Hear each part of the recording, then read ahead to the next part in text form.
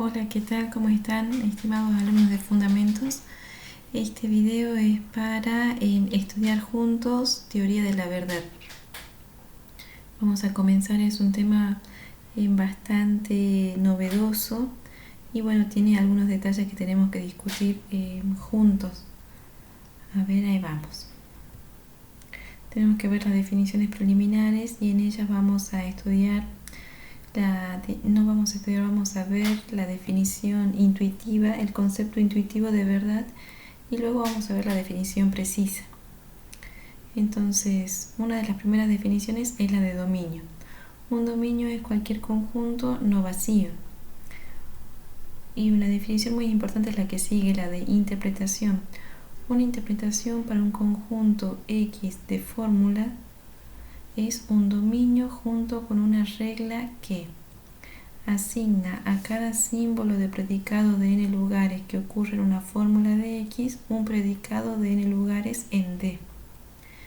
Asigna a cada símbolo de operación de n lugares que ocurre en una fórmula de X una operación de n lugares en D.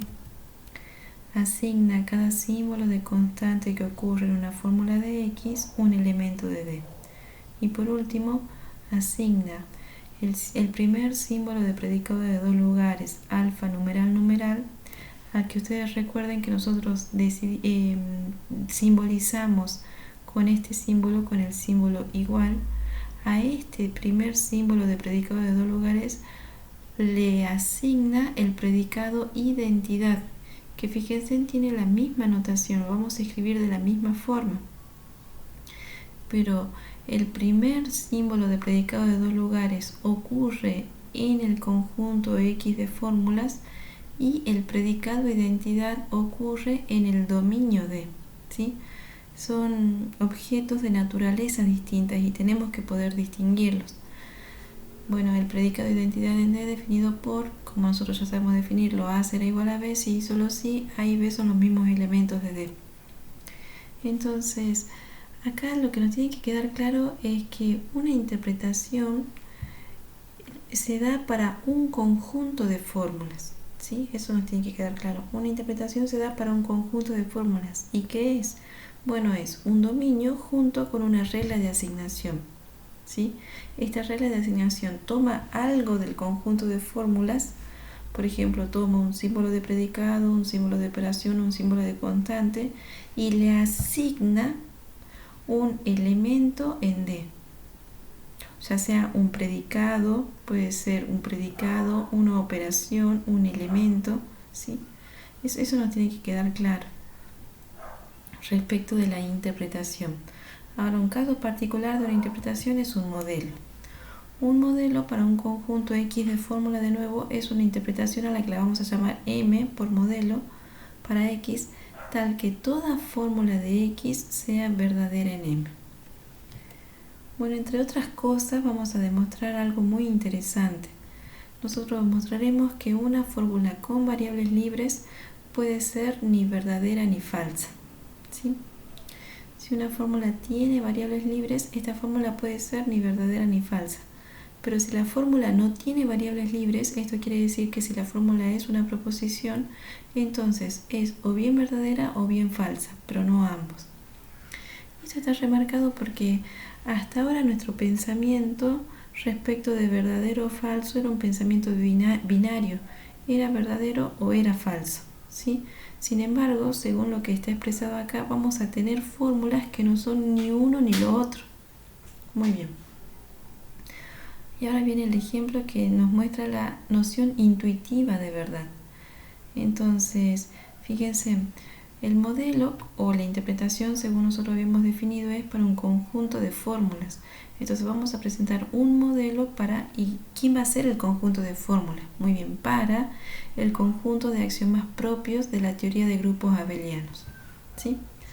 Entonces, en esta teoría tenemos que recordar los axiomas propios son estos cuatro, que expresan la propiedad asociativa, la del neutro, la del inverso y la conmutativa. Ahora, el modelo, además de ser un modelo para el conjunto de fórmulas, en particular acá las fórmulas van a ser los axiomas propios de la teoría de grupos abelianos. El modelo, como es una interpretación, me tiene que decir cuál va a ser el dominio de la interpretación y cuál va a ser la regla de asignación.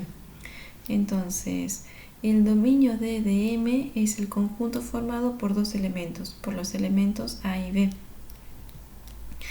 Y ahí viene la regla de asignación.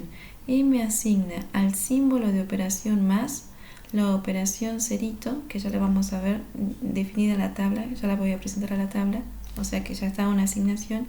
Y M asigna el símbolo de constante 0 al elemento A del dominio. ¿Ven? Ahí se cumple 2i y 3i.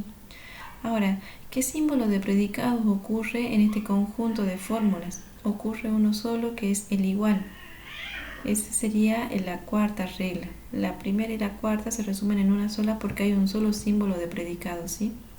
Y entonces, como ocurre solo este símbolo, ya no tiene que decir cuál es la asignación, porque la cuarta regla de asignación ya me dice exactamente a dónde va el igual. El símbolo de predicado igual va al predicado identidad. Muy bien. Entonces veamos. Ya tenemos la asignación, ya tenemos el conjunto, acá viene la tabla, ¿sí? Entonces veamos que, fíjense por definición de modelo. Dice, un modelo por un conjunto que de fórmula es una interpretación M, ya definimos la interpretación para X, tal que toda fórmula de X es verdadera en M. Entonces, ¿qué tenemos que ver? Que cada una de esas fórmulas se verifica en el modelo. Entonces vamos a empezar por AG2. Fíjense, nos dice que para todo X, X más 0 es igual a X. Pero recuerden que ya interpretamos el más con el circulito, interpretamos el 0 con el A y el igual, el símbolo de predicados igual, acá es el predicado de identidad. Entonces, nosotros podemos ver de la tabla que A operado con A es igual a A y que B operado con A es igual a B. Y dado que A y B son los únicos elementos de D, podemos concluir que para todo X, X operado con A es igual a X. Como son los únicos elementos de D, quiere decir cuando X toma el valor A, entonces se satisface la igualdad. Y cuando X toma el valor B, también se satisface la igualdad. Por lo tanto, esta es verdadera en M, esta fórmula es verdadera en M, y por lo tanto AG2 es verdadero en M. De la misma forma se puede verificar AG3. Además, A operado con A es igual a A y B operado con B también es igual a A. Fíjense en que el AG3, la igualdad a la que tenemos que llegar es a la igualdad del neutro. A operado con A es igual a A y B operado con A es igual a A.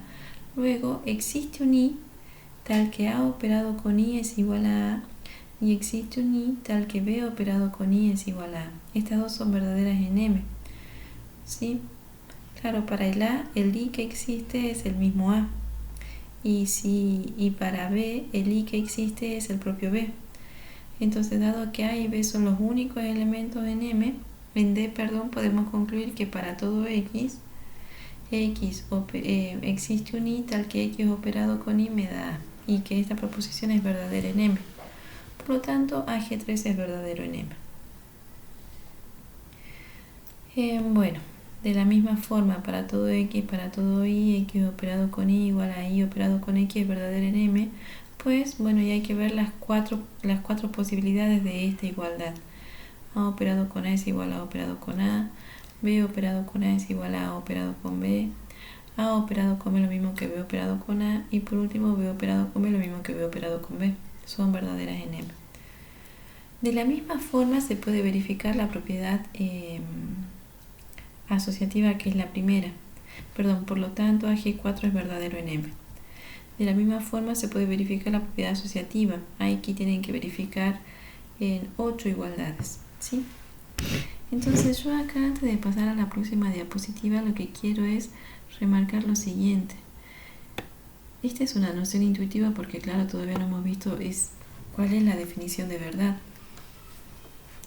Pero lo que yo quiero remarcar es lo siguiente.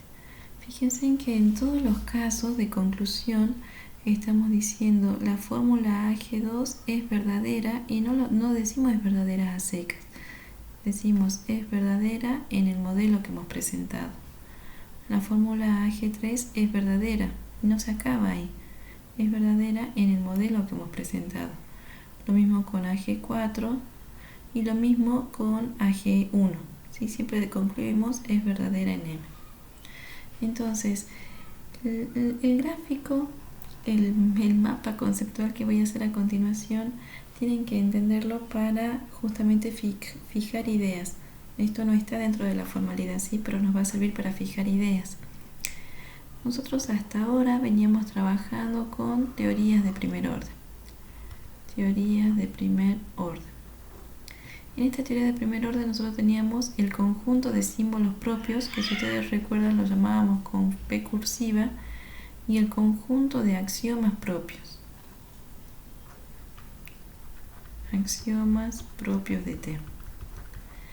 Dentro de este contexto de la teoría de primer orden, nosotros nunca hemos hablado de verdadero o falso, porque dentro de la teoría de primer orden, con el conjunto de símbolos propios, el conjunto de axiomas propios y asumiendo el cálculo de predicados con igualdad, lo que nosotros obteníamos eran teoremas. Pero nunca hemos dicho que un teorema sea verdadero o que sea falso, ¿sí? Recién ahora estamos por introducir esa idea, pero la idea de verdadero o falso no sucede en el universo de las teorías de primer orden, sucede en el universo del modelo o de la interpretación. ¿Sí? En la interpretación, el conjunto de símbolos propios es interpretado, ¿sí?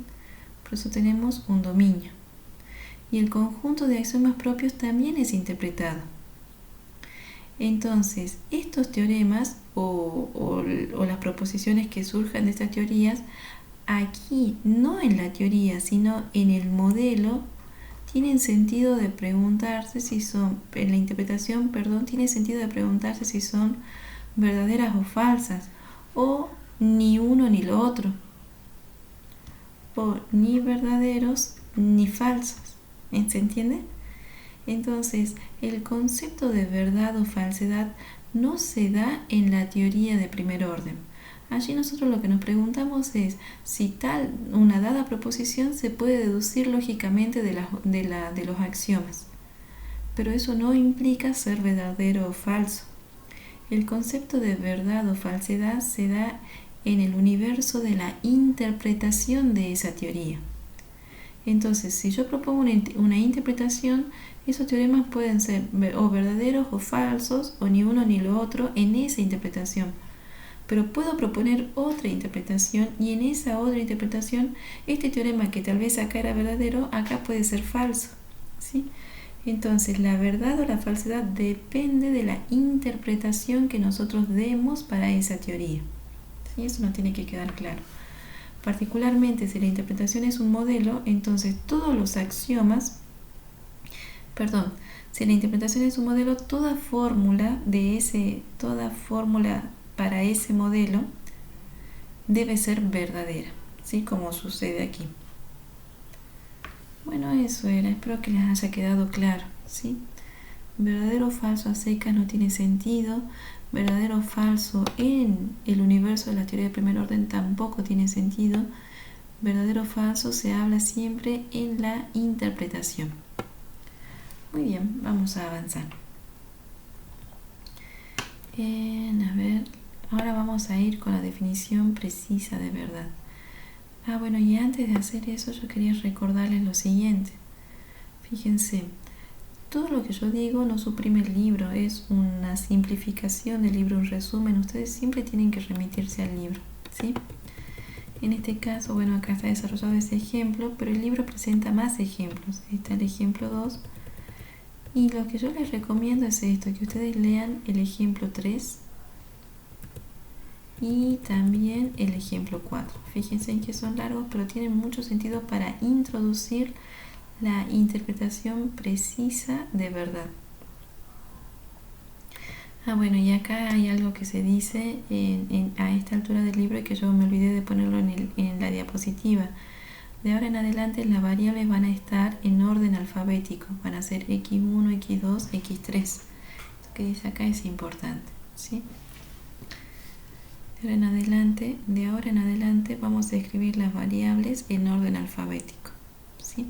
Eso. Bueno, volvamos a la diapositiva. Bueno, definición precisa. Vamos a necesitar una fórmula, sea P una fórmula y sea I una interpretación con dominio D para P. De ahora en adelante P es el punto A1, A2 de D infinito, o sea, es una sucesión. Y Q es el punto B1, B2, puntos suspensivos también de D infinito, es una sucesión. Muy bien. Entonces, sea D un elemento de D. Lo que vamos a ponernos de acuerdo a continuación es en la notación. ¿Qué va a implicar cada cosa?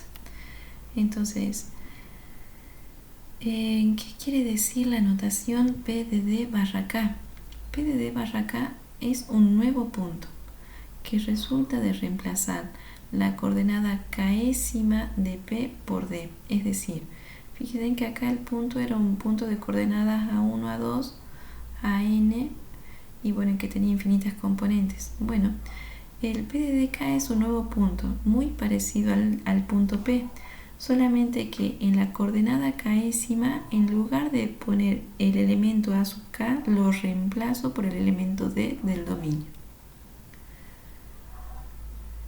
Bueno, ahora el punto actúa sobre la fórmula de alguna forma, entonces queremos ver cómo actúa. Entonces para eso decimos lo siguiente: para cada término T que ocurre en la fórmula P, el punto P asigna un elemento P de T como sigue. Y acá tenemos que tener en cuenta la definición de término. Entonces una posibilidad es que el término sea una variable. Si el término es la variable x sub i, entonces P de x sub i va a ser igual a sub i. Si el término es el símbolo de constante c, entonces P de c va a ser igual a D, donde D es el elemento de D asignado a C por I. Ustedes acá tienen que recordar la definición de interpretación, ¿sí? Ahora, supongamos que P de T1 hasta P de Tm han sido definidos y el término T es ahora un símbolo de operación de m lugares. Entonces, como tengo un símbolo de operación de m lugares, la interpretación le asigna una operación. Esa va a ser la f minúscula. Sea f minúscula la operación asignada a f mayúscula por la interpretación. Entonces, P de T es P de f de T1 hasta Tm y va a ser f minúscula de P de T1 hasta P de Tm. Y bueno, acá me falta un paréntesis que cierra. Veamos un ejemplo. ¿Qué pasa si el término T es más por más, perdón, estoy diciendo mal, el símbolo de operación más? Este es un símbolo de operación de dos lugares. Fíjense, está aplicado a el primer lugar corresponde a un término, coma, y el segundo lugar también a un término, pero este término es la variable x sub 3. Ahora, el término del primer lugar, bueno, es el símbolo de operación por, y como es un símbolo de operación de dos lugares, este símbolo de operación se aplica a la variable x sub 2 y a un término.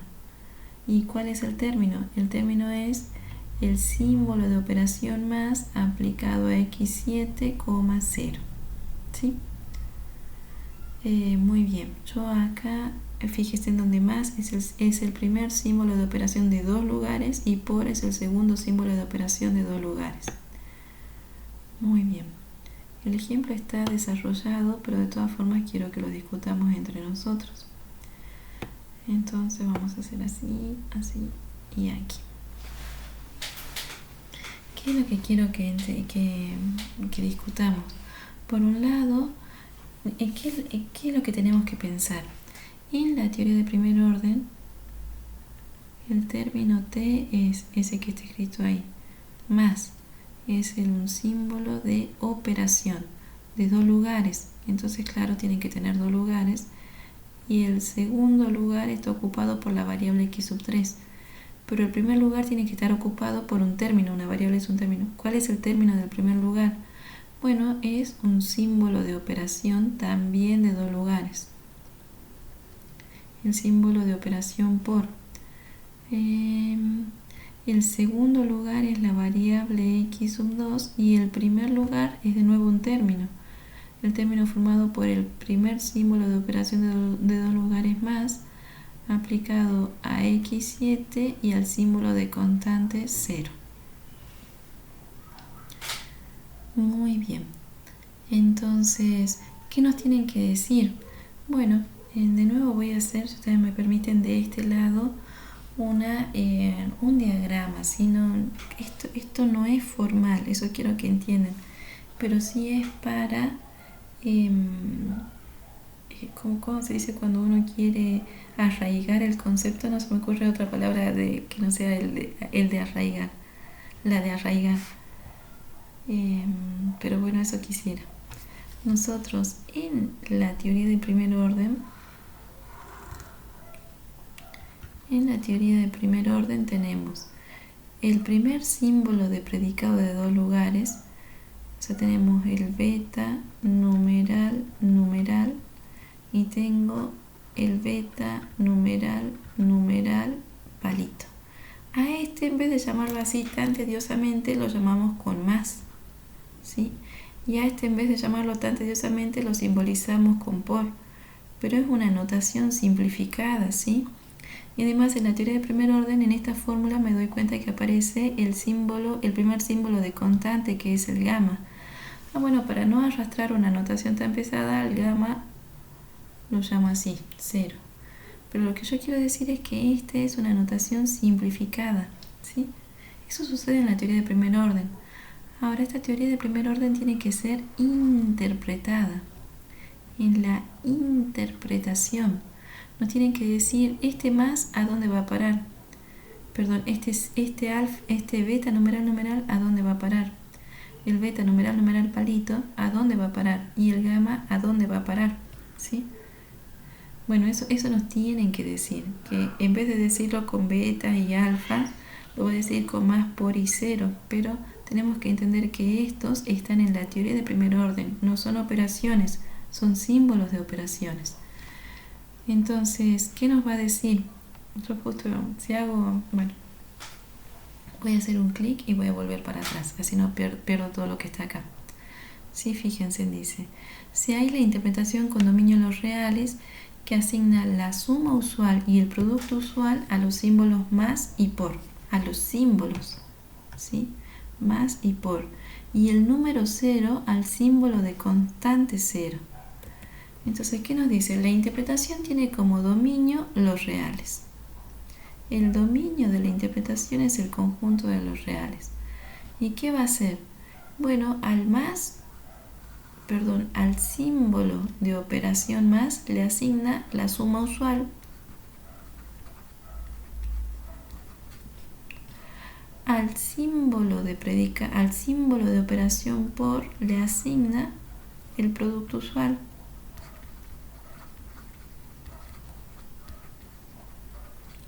y al símbolo de constante 0 le asigna el número 0. Número, este 0 es el número. Este es un símbolo de constante y este es el número 0. Fíjense que la notación para uno y otro es exactamente la misma, pero son elementos intrínsecamente distintos. La naturaleza de estos elementos es distinta, ¿sí? Bueno, eso es lo que yo quería primero destacar. Muy bien. Entonces, vamos a seguir de este lado con el rojito. Bien, a ver si puedo hacer esto. Quiero mover un poquito acá. Fíjense en que yo quiero ver cómo actúa un punto P en el término T. O sea, yo quiero calcular P de T. Calculemos P de T. P de T es P de todo, este es el término T, o sea, P de más. Perdón, cuando digo más me refiero al símbolo de operación más. Símbolo de operación por, símbolo de operación más x7,0, x2, x3. Tengo que ser capaz con estas reglas de calcular el P de t. ¿Sí? Entonces esto va a ser igual a, y acá disculpen por la falta de prolijidad, igual a, bueno, si ustedes se dan cuenta, a P le estoy entregando un término, pero este término, está definido como un símbolo de operación. Eso que estoy tratando de enfatizar, como un símbolo de operación F. Entonces estoy calculando esto, fíjense, en P de F de T1 a Tm. Donde este F es este símbolo de operación más. Que según la teoría esto es igual a el F minúscula de P de T1 hasta P de Tm. Pero el F minúscula es la operación asignada al F mayúscula por la interpretación. Y la operación que le asigna la interpretación a F mayúscula es la suma usual. Entonces yo acá debiera poner, si volvemos acá, debiera poner el más, quería poner con el rojito, perdonen aquí. Este es el más, y fíjense, es el más de P aplicado al primer término, P aplicado al último término. Este símbolo de operación este símbolo de operación tiene dos términos. Si ustedes se dan cuenta, tiene todo este término, el x3, entonces es más del punto P aplicado al primer término, que es por más x7,0,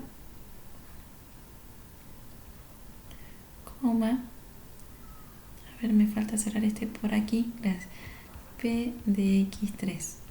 Perfecto, ahí está, ahí apliqué esta definición.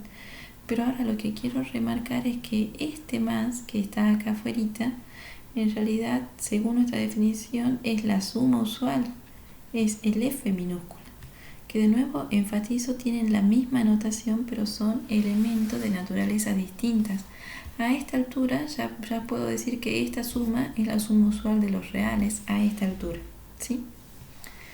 Muy bien, ahora sigamos. Fíjense en que esta suma usual de los reales, más o menos ya sabemos cómo tratarla. Porque P de x3, si ustedes van a la primera definición, a la primera de estas tres, P de x sub i es a sub i. Entonces esto va a ser a sub 3. ¿Sí? Donde a sub 3 es un elemento de los reales, porque el dominio de esta interpretación es el conjunto de los reales. Ahora sigamos. Fíjense, tengo el punto P aplicado a, de nuevo lo tengo aplicado a un término. Ay, perdón, acá me faltó el x2, ahora me doy cuenta. Entre tantas cosas, uno se olvida de que son varios números. A ver si puedo aquí. Sería x7,0, x2, cierro y ahí está. Entonces, ahora a este punto le entrego de nuevo un símbolo de operación, o sea, le estoy entregando de nuevo un F mayúscula. Bien, el símbolo de operación por. Entonces esto va a ser la operación asignada a este símbolo de operación. Pero la operación asignada a este símbolo de operación, si nosotros no lo vemos, es el producto usual. ¿Sí? Acá lo podemos ver. Bueno, el producto usual tiene la misma notación, pero son de nuevo elementos de naturaleza distinta. Sería el producto usual, P de T1, y el primer término es x7,0 y P en el segundo término, y el segundo término es la variable x2. Bueno, ya hemos avanzado mucho. Fíjense en que ahora de nuevo, voy a remarcar acá el punto P está aplicado a una F mayúscula, y cuando lo aplico obtengo la F minúscula, ¿sí? Que de nuevo tienen la misma notación, pero son de naturaleza distinta. Muy bien, hemos avanzado mucho, porque fíjense en lo siguiente. Tengo más Ay, quería Z. Quería escribir la suma usual. No, me está saliendo lo que yo quiero que me salga. Z con Z, vamos aquí de nuevo. Ahí está. Tengo la suma usual y ahora el producto usual.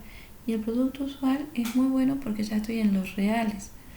Pero además acá este P de X2, según la primera definición, sabemos que eso es la coordenada A sub 2 del punto P. Entonces tenemos más por P aplicado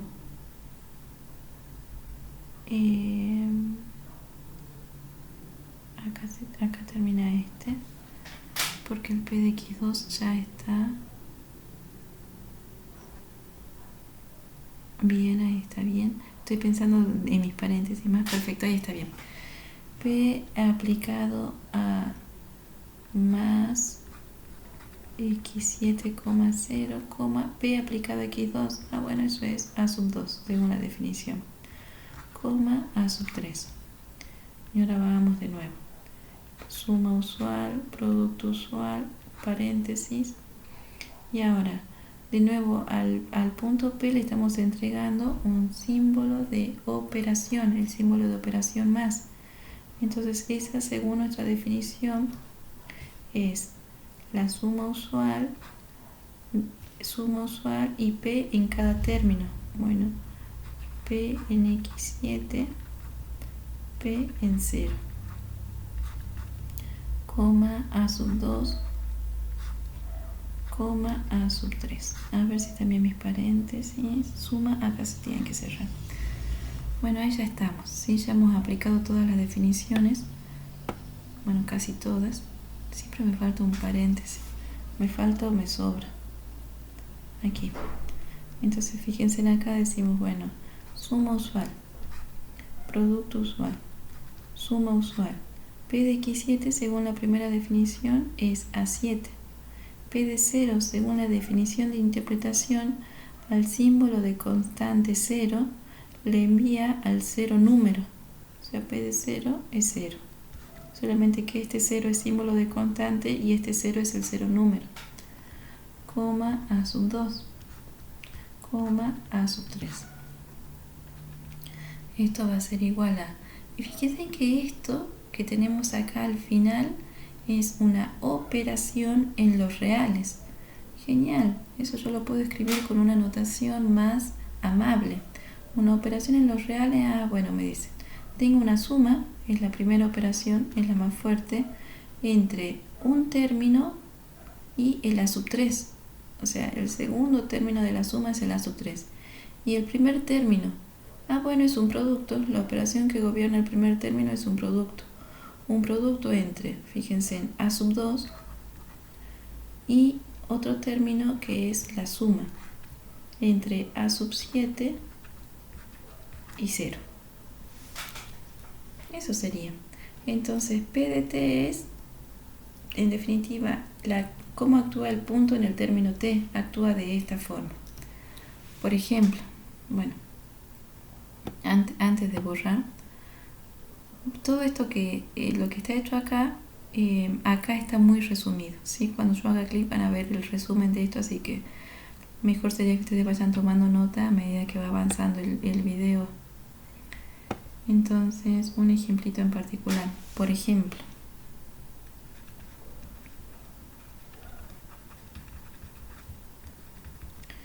si P es... tengo que dar un punto cuyas componentes sean números reales. Yo voy a dar uno muy sencillito solamente para no irnos muy lejos, ¿sí? Voy a dar los impares. Un punto puede ser cualquier punto cuyas componentes sean los reales, ¿no? Pero voy a dar los impares si nos acordamos. El 1, 3, 5, 7, 9, 9, 11. Luego viene el 13 y así. Fíjense, en A1 sería el 1, A2 sería el 3, A3 sería el 5, A4 el 7, A5 el 9, A6 el 11, A7 el 13 y así sigue. De manera que si queremos, la regla de formación de este punto es 2k más 1 con k entero y sigue porque este punto tiene infinitas componentes. Entonces, si ese es el punto perteneciente, fíjense en la D infinito, pero D es el conjunto de los reales, o sea que pertenece al infinito. Entonces, P de T es, según toda la cuenta que hicimos, va a ser A7.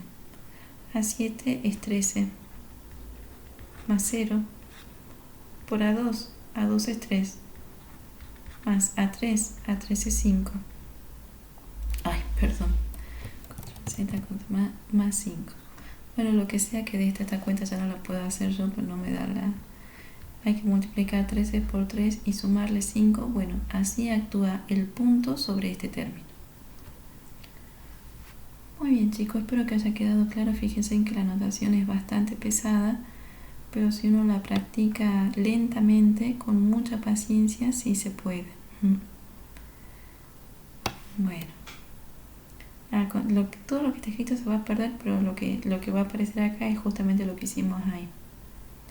Entonces P de T va a ser A7 más 0 por A2 más A3. Es toda la cuenta que nosotros hemos desarrollado y ahí doy un ejemplo. Fíjense en ella he tomado los pares. Entonces digo, si P es la asociación de los números pares, entonces P de T va a ser, bueno, voy reemplazando y me da 62. Muy bien. Pasamos a otra definición. Esta definición es muy importante. Vamos a definir cuando un punto satisface una fórmula en una interpretación. P satisface la fórmula P en la interpretación I y es por caso. El caso 1, si la fórmula P es una fórmula atómica, G de T1 hasta Tm, donde G es un símbolo de predicados de m lugares, y T1 hasta Tm son términos, entonces sea G el predicado asignado a G por I. G minúscula es el predicado asignado al símbolo de predicado G mayúscula por I. Decimos que P, el punto P satisface la fórmula P si y solo si el predicado G minúscula aplicado a P de T1, P de Tm es verdadero. ¿Sí? Ahora, supongamos que P satisface Q y P satisface R han sido definidos. Entonces, el caso 2, P es un quita Q. Si la fórmula P es un quita Q, entonces decimos que P satisface P. El punto P satisface la fórmula P si y solo si P no satisface Q. Si la fórmula P es Q flechita R, entonces decimos que el punto P satisface la fórmula P si y solo si P, el punto P no satisface Q o el punto P satisface R. Y si P es para todo X sub K Q, decimos que el punto P satisface la fórmula P si y solo si el nuevo punto, fíjense en acá aparece el punto P de D barra K, que es este que aprendimos a calcular acá, satisface Q para todo elemento D en el dominio. Cuidadito ahí. Entonces, bien. Perdón, antes de decir esto quiero decir lo siguiente. Como siempre yo les digo, lo que uno dice aquí es un resumen de lo que en realidad está dicho en el libro. Hay cosas, ustedes siempre traten de leer el libro o de seguir el video y el libro, pero no solo el video, ¿sí? Todo está dicho ahí, pero fíjense en acá hay algo importante. Esto no está dicho en el apunte y ustedes lo tienen que estudiar solo. Bien, perdón, me fui. No era todo lo que remarca. A ver, lo vamos a borrar si se puede. Desde dónde hasta dónde ustedes lo tienen que estudiar solos. Desde from hasta aquí. Todo esto es una observación que hace el libro y ustedes tienen que estudiar y entender solo. ¿Sí? Muy bien. Volvamos al apunte. Entonces nosotros decimos la fórmula P, y acá viene la definición, es verdadera en I si y solo si todo punto satisface P. Y la fórmula P es falsa en I si y solo si ningún punto satisface a la fórmula P. ¿Sí? Esa es la definición de verdadero y falso. Y fíjense de nuevo que uno habla de verdadero en la interpretación y falso en la interpretación. En ambos casos, en todos los casos, la interpretación tiene que ser dada. Y en esa interpretación uno puede hablar de verdad o falsedad. En esa interpretación. Cambia la interpretación y la fórmula que antes era verdadera ahora puede ser falsa o puede ser ni fu ni fa. ¿Sí? Eso por un lado. Por otro lado, y acá enfatizo la idea, fíjense, para que una fórmula sea verdadera, todo punto tiene que satisfacerla. Todo punto. Y para que la fórmula sea falsa, ningún punto puede satisfacerla. Entonces, si hay una fórmula tal que un determinado punto la satisface y otro determinado punto no la satisface, entonces nosotros podemos decir que esa fórmula no es ni verdadera ni falsa. ¿Sí? Muy bien, y aquí viene un ejemplo, que probablemente yo en el desarrollo me equivoque y entonces vuelvo a hacer la cuenta, ustedes sean pacientes con eso. Consideremos la teoría de primer orden G de grupos y sea P la fórmula x1 más 0 igual a x1. Entonces sea I una interpretación para G con dominio Z2. Perfecto, ya tenemos el dominio de la interpretación, que asigna el símbolo de operación más a la suma usual de clases y el símbolo de constante 0 a la clase 0. Entonces acá, a ver qué más dice. ¿Es la fórmula P verdadera en I?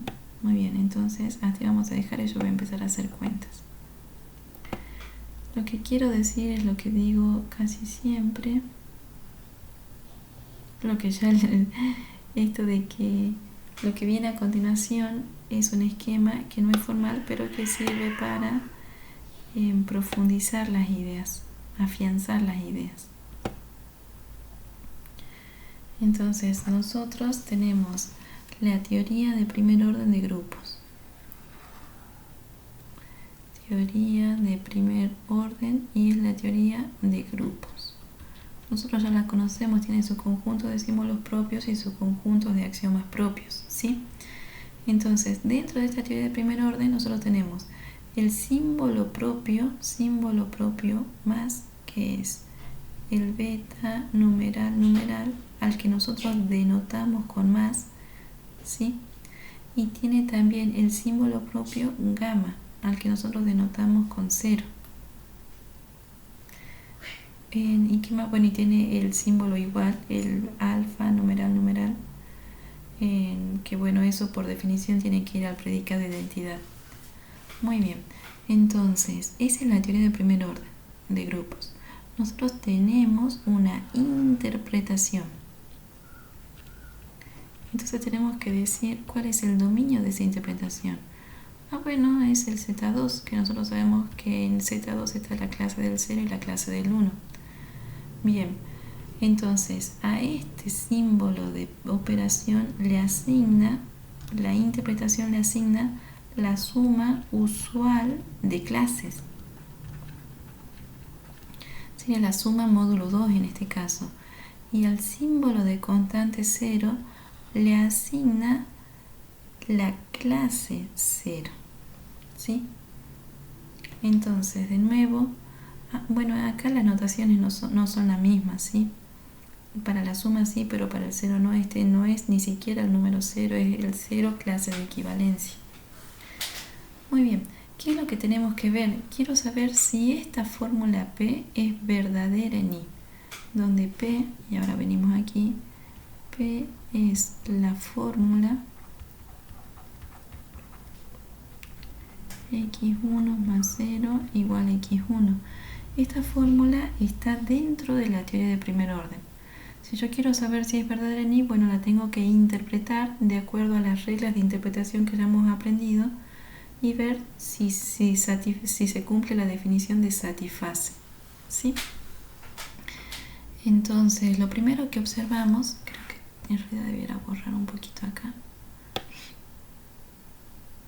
Lo voy a escribir un poquito más arriba nada más.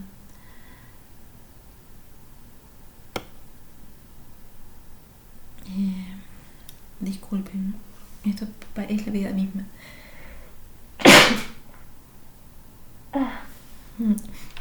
Es mi alergia de todos los días. Ahí vamos. Bien, aquí es donde quiero que veamos. Cuando necesite volver para abajo, voy a ir para abajo, pero empecemos nuestro desarrollo acá porque vamos a necesitar de estas definiciones. Entonces nos preguntan, ¿es la fórmula P?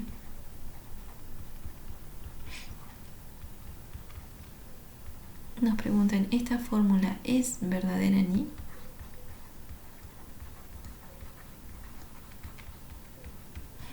Bueno, primero tenemos que ver en cuáles de estos casos se encuentra la fórmula P. Si nosotros la observamos, vemos que P es una fórmula atómica.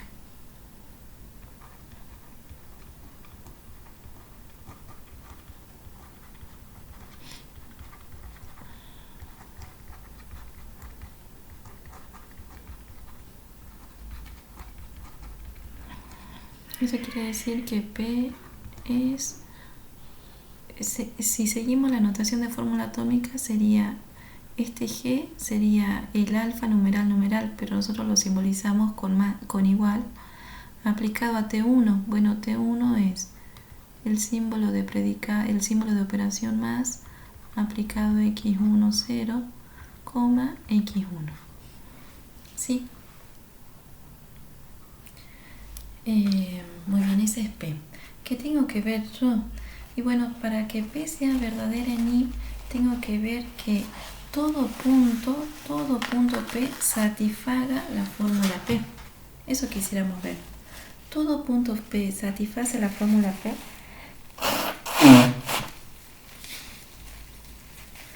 Entonces, para eso tenemos que recordar acá la definición de satisface. Tenemos que ver P satisface P si solo si G del punto P G minúscula, ¿no? Del punto P aplicado a cada uno de los términos es verdadero. Entonces, ¿cuál es el G minúscula para este G mayúscula? A ver, espero que nos estemos entendiendo bien. Pero acá este es el G. Uy, quería remarcarlo con otro color. Este que está acá es el G mayúscula. ¿Cuál es el G minúscula?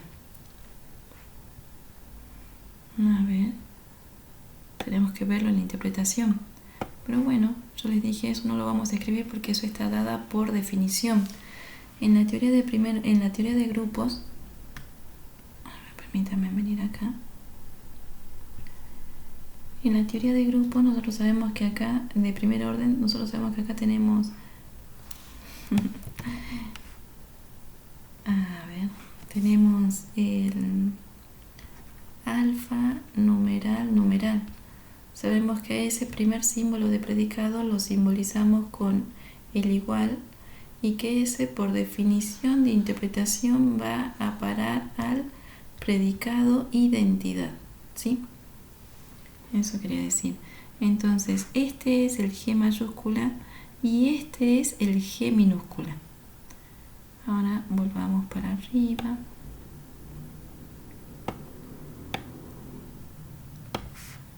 Vamos a hacer el zoom menos. Y aquí estamos bien. Entonces, bien. Bien, ahora, de nuevo voy a repetir, para que la fórmula P sea verdadera en I, todo punto P minúscula debe satisfacer la fórmula P. Entonces decimos así, sea P un punto arbitrario. Entonces digo, P es A1, A2, A3 y tiene que pertenecer a D infinito, pero en este caso D es Z2, entonces Z2 infinito. Quiere decir que cada una de las componentes de P tiene que ser un elemento de Z2, ¿sí? Eso. Ahora, tengo que ver que el punto P satisface la fórmula P si y solo si el G minúscula, si acá vamos a poner con verde, porque quiero que nos quede claro acá, es si este es el G mayúscula, acá tengo que poner un G minúscula, ¿sí? Aplicado a, acá dice P de T1 hasta P de Tm, pero tengo solo dos términos, aplicado a P del primer término más x1 0, P de T2 sería x1. Pero ¿cuál es el G minúscula? Bueno, el G minúscula es el predicado identidad. ¿Sí? Fíjense que se escriben de la misma forma, pero son de nuevo de naturaleza distinta. Sí, solo si esto es verdadero en la interpretación. Voy a ponerlo acá. Es verdadero. O sea, si esto se cumple en la interpretación. Muy bien, entonces vamos acá con el sí y solo sí. ¿Sí? Fíjense que por eso hemos aprendido a calcular cómo actúa un punto en un término. Esto yo lo voy a hacer muy rápido, chicos. Como ya nos detuvimos mucho para calcular en el ejemplo anterior, esto ahora va a ser más rápido, ¿sí? Esto es el predicado identidad aplicado a la suma de clases aplicado a P de x1, P al símbolo de constante 0, P de x1, que ya sabemos por definición que es A1. Esto es, si esto es verdadero en la interpretación que le hemos dado. Sí, solo si esto es en la suma usual de clases aplicado a 1, P de 0 sabemos por la definición que es el 0 clase, A1. Sí, solo si esto es verdadero en la interpretación. Y esto es sí, solo si esto ya está en Z2. Entonces acá lo podemos escribir A1 más la clase del 0 igual a A1. Ahora me pregunto, ¿esto es verdadero en la interpretación? Esto se cumple. ¿Es verdadero en la interpretación? O sea, en I con dominio Z2. Sí, ustedes saben que esto es verdadero. Ya sea que A1 sea la clase del 0 o que A1 sea la clase del 1, esto siempre se va a cumplir en la interpretación con dominio en Z2. ¿Por qué? Y porque en esa interpretación la clase del 0 es neutra. Entonces acá nosotros podemos decir, debemos analizar, voy a decirlo mejor, hay infinitos puntos P.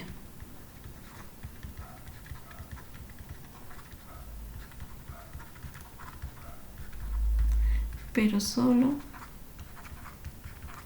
nos interesa la primera posición de esos puntos.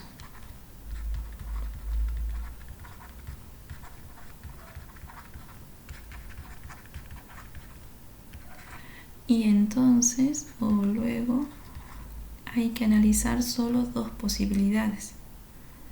Debemos analizar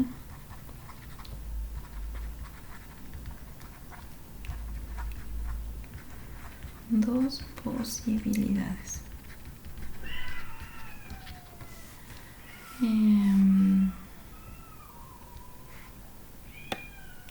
Entonces, bueno, no quiero que todo se pierda, por eso es que voy bajando de a poquito. La primera posibilidad es si la primera componente del punto P es la clase del 0, entonces tenemos, vamos aquí, ¿no? Vamos a esta línea. Tenemos que 0 más la clase del 0 es la clase del 0 y esto es verdadero. En la interpretación, o sea, esto vale en Z2. Y si A1 es la clase del 1, entonces tenemos la clase del 1 más la clase del 0 igual a la clase del 1, y sabemos que esto también es verdadero en la interpretación. Por lo tanto, todo punto P satisface la fórmula P. Esa es la primera conclusión. Todo punto P satisface la fórmula P. Como todo punto satisface la fórmula P, vamos a decir, por lo tanto, la fórmula P es verdadera en la interpretación que hemos dado. Muy bien, voy a hacer un zoom menos, así se ve todo el desarrollo. Aquí estamos, he escrito más de lo que esperaba, pero estamos a esta altura, ¿sí? a la altura del ejemplo de cuando una fórmula es verdadera. Muy bien. Ustedes, todo este desarrollo no está copiado acá en la presentación, ustedes tienen que copiarlo en sus apuntes, ¿sí? No está hecho en la presentación, sin embargo está hecho ahora mismo, entonces ustedes tienen que copiarlo en el apunte. Vamos a ampliar un poquito la presentación, van a ver que va a concluir así como venía concluyendo nomás, ¿sí? Va a concluir resumidamente toda esta cuenta que hemos hecho aquí, todo este desarrollo. Bueno, no lo concluye en realidad, sabemos que P es una fórmula atómica y en rigor hay que considerar infinitos puntos, pero de acuerdo a la definición de satisface, solo nos interesa la primera posición de esos puntos, ¿sí? Es exactamente esto que yo dije ahí. Bueno, este apunte, esta presentación tiene 2 diapositivas más, pero cada una de ellas se demora, así como estoy demorando yo en esta. Entonces voy a detener este video para que no sea tan largo y voy a comenzar con el video que sigue en la diapositiva 5, ¿sí? Fíjense, acá estamos en la diapositiva 4 de 6. Bueno, nos quedan 2 más. El siguiente video va a continuar desde la diapositiva 5. Entonces, no se pierdan, por favor, sigamos todos juntos.